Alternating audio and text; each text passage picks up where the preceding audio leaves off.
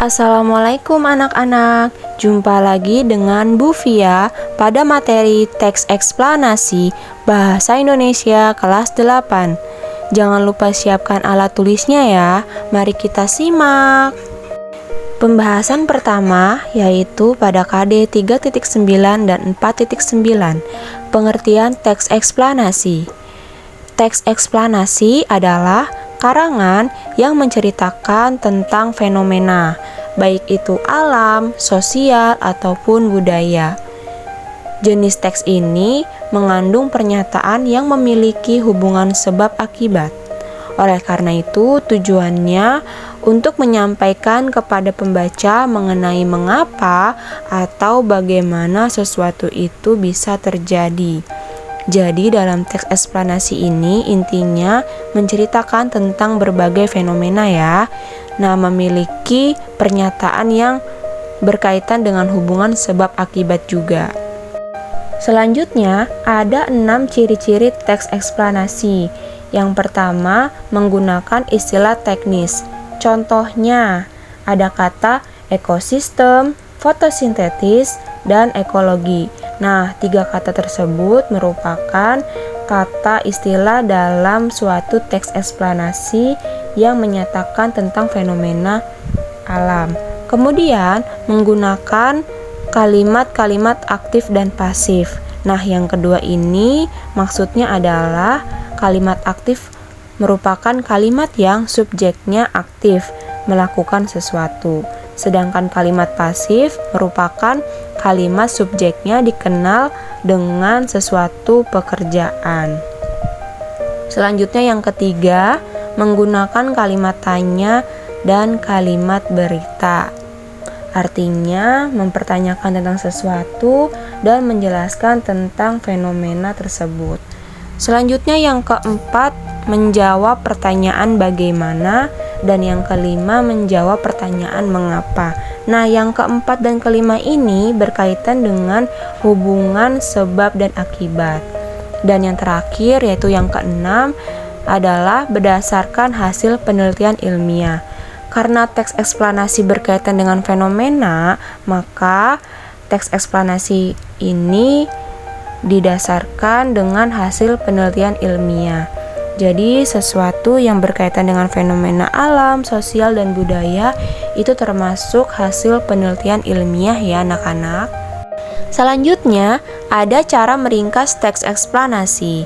Nah, untuk meringkas teks eksplanasi, kita perlu mengawalinya dengan memahami gagasan pokok atau ide pokok dari paragrafnya. Langkah meringkas teks eksplanasi yaitu ringkasan yang disusun berdasarkan bagian-bagian penting yang ada dalam teks. Kemudian gagasan penting itu biasanya berupa gagasan pokok yang letaknya bisa di awal atau di akhir paragraf. Gagasan pokok itu yang ada pada teks, lalu kita catat ya. Hasilnya bisa kita padukan dan diceritakan kembali dengan menggunakan kata-kata sendiri. Nah, sebelum kita meringkas teks eksplanasi, kita harus tahu apa itu gagasan pokok dalam suatu teks. Gagasan pokok merupakan ide atau hasil pemikiran utama dalam sebuah paragraf. Gagasan pokok biasanya berada pada awal atau di akhir paragraf. Jika di awal paragraf, maka paragrafnya disebut sebagai paragraf deduktif. Kemudian jika di akhir paragraf, maka disebut dengan paragraf induktif. Nah, perhatikan contoh teks eksplanasi berikut ini. Bagian yang bergaris bawah pada teks tersebut merupakan gagasan pokok ya. Bagian tersebut dianggap sebagai dasar bagi pengembangan paragraf itu. Selanjutnya kita beralih pada KD 3.10 dan 4.10 ya. Yang pertama penjelasannya tentang struktur teks eksplanasi. Ada 4 struktur dalam teks eksplanasi.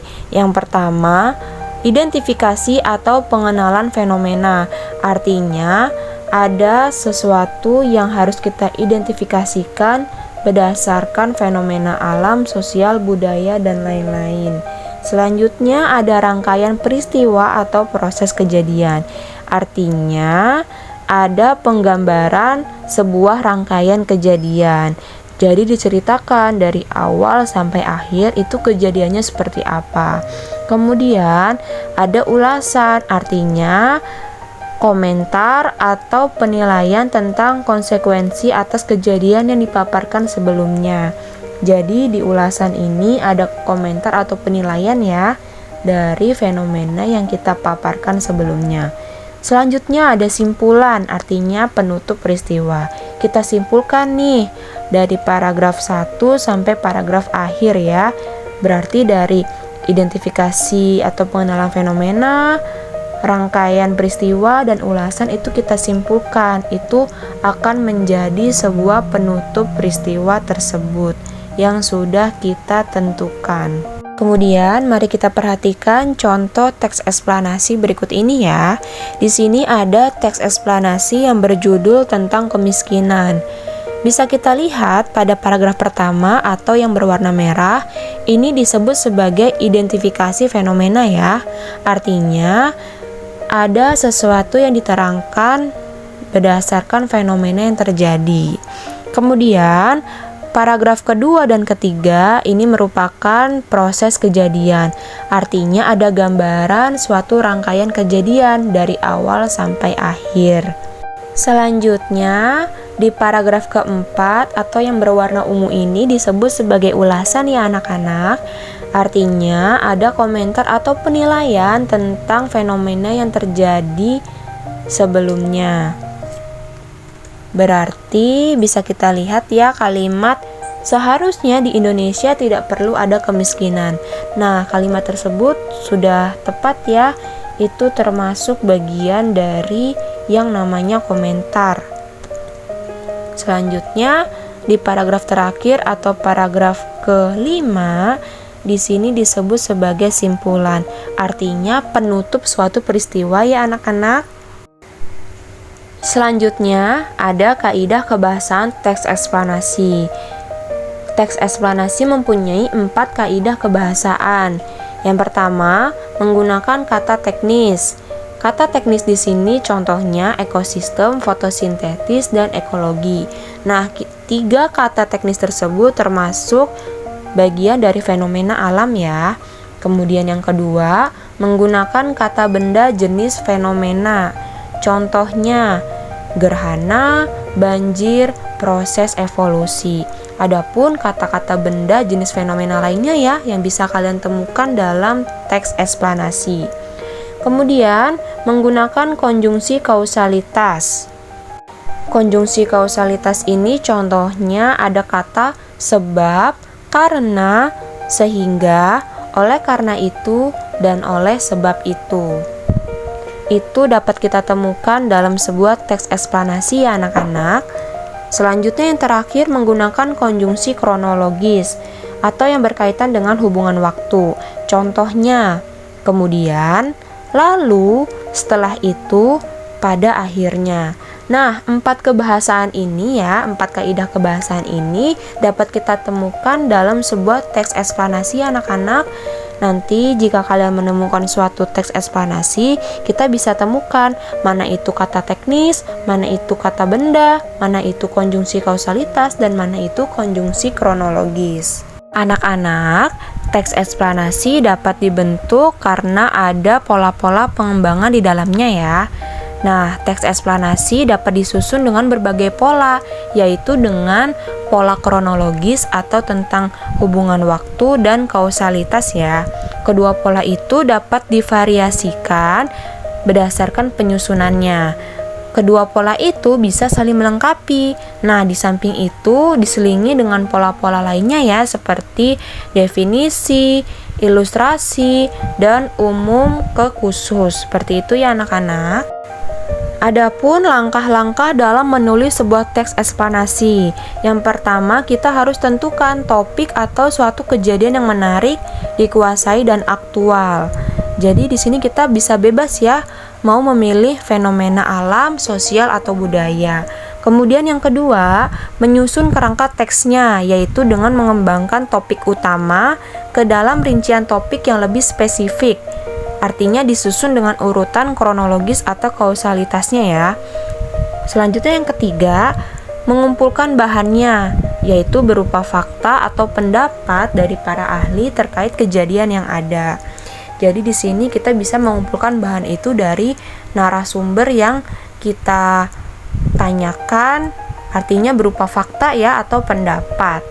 Kemudian yang keempat, mengembangkan kerangka yang telah disusun menjadi teks eksplanasi yang lengkap dan utuh. Artinya kerangka tersebut sudah memuat tentang identifikasi fenomenanya, kemudian ada proses kejadiannya, kemudian ada ulasannya, dan ada simpulannya ya anak-anak. Cukup sekian ya anak-anak penjelasan mengenai teks eksplanasi. Selanjutnya coba kalian cari satu teks eksplanasi ya anak-anak. Kemudian kalian bisa cetak teks eksplanasi tersebut atau bisa kalian tulis. Nanti kita akan pelajari di pertemuan selanjutnya ya anak-anak.